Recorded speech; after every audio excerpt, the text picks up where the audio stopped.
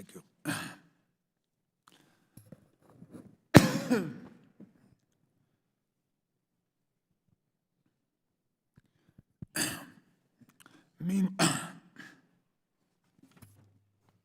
Why don't I yield to you for 5 minutes? Thank you, Mr. Chairman, and I welcome our panelists who are here today. There's nothing partisan about eradicating terrorism from every part of our globe, and this is just another example as to how this subcommittee can work together for the American people.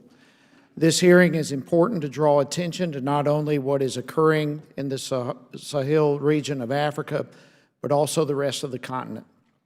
To date, there are more than 4 major active terrorist organizations fighting to gain a stronghold in the fragile states throughout Africa. One militant Islamic terrorist group, Boko Haram, has horrifically killed over 20,000 people and displaced more than 2 million during their reign of terror throughout Nigeria and West Africa.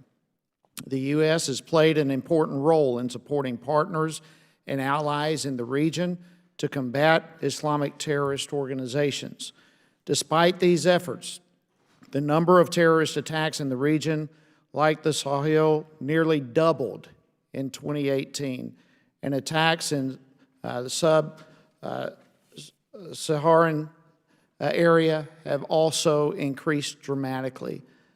By historical standards, the U.S. under the Trump administration is providing a record high number of counterterrorism resources to African countries. U.S. counterterrorism efforts in the region include things like foreign assistance, public diplomacy efforts, military assistance, and intelligence programs. The U.S. Department of Defense and State Department are actively engaged in these counterterrorism efforts. The State Department provides nearly $280 million of funding for African counterterrorism efforts each year. Additionally, the Department of Defense spends at least $500 million a year for counterterrorism efforts in the area. And the U.S. taxpayer is not the only ones involved. The U.S. has deployed thousands of brave American servicemen and women to Africa for a variety of important missions.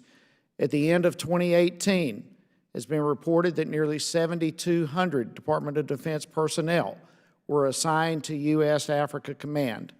Additionally, Special Operation Forces in Africa had over 1,000 of our finest troops operating in 12 African countries. Their mission is, quote, advise local forces battling a variety of terrorist groups, unquote. It's a great mission.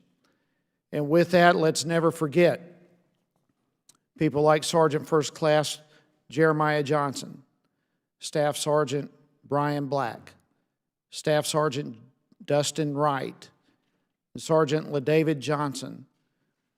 These, on October 4th, 2017, gave their life, and there were others who were severely injured during that ambush in the area of Niger near the Mali border. I'll conclude my remarks by saying this. The Trump administration prioritized developing a plan for U.S. security assistance to Africa because, and I quote, we understand that lasting stability, prosperity, independence, and security on the African continent are in the national security interest of the United States, unquote. There's a lot of work to be done on this topic. Mr. Chairman, I look forward to working with you on this serious issue of combating terrorism in Africa. I further look forward to hearing from each of our panelists. And again, I welcome you and thank you for being a part of this hearing today. And with that, Mr. Chairman, I yield back. Gentlemen,